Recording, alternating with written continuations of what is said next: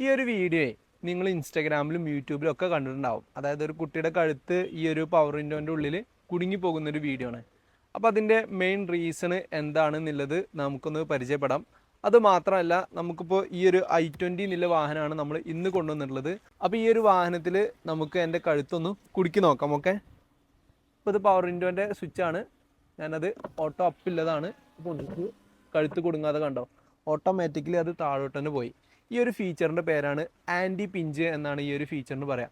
മാത്രമല്ല, ആ ഒരു കുട്ടിയുടെ കഴുത്ത് അതിൽ കുടുങ്ങാനുള്ള റീസൺ എന്ന് പറയുന്നത് ഈ ഒരു പവർ വിൻഡോ ഓട്ടോ ഓപ്പായിരിക്കും, പക്ഷേ ആ സൈഡിലെ വിൻഡോൻ്റെ ബട്ടൺ കംപ്ലൈൻ്റ് ആവാനുള്ള ചാൻസ് ഉണ്ട്. കാരണം അതിൽ തന്നെ നമുക്ക് കാണാൻ പറ്റും ആ കുട്ടിയുടെ മാതാവ് അതിൻ്റെ ഉള്ളിൽ ഇരിക്കുന്നുണ്ട്, പക്ഷെ അവർക്കൊന്നും ചെയ്യാൻ പറ്റാത്തൊരു സിറ്റുവേഷൻ വരുന്നുണ്ട്.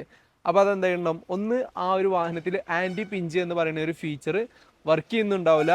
അതല്ല എന്നുണ്ടെങ്കിൽ അതിൻ്റെ പവർ വിൻഡോ കംപ്ലൈൻ്റ് ആയിട്ട് താഴ്ത്താൻ കഴിയുന്നുണ്ടാവില്ല. അതായത് ആ ഒരു പാനിക് ആയിട്ടുള്ള സിറ്റുവേഷന് ആ ഒരു മാതാവിന് അത് ചെയ്യാൻ പറ്റിയിട്ടുണ്ടാവില്ല. അപ്പോൾ അതുകൊണ്ടാണ് അങ്ങനെ കുടുങ്ങാനുള്ള കാരണം.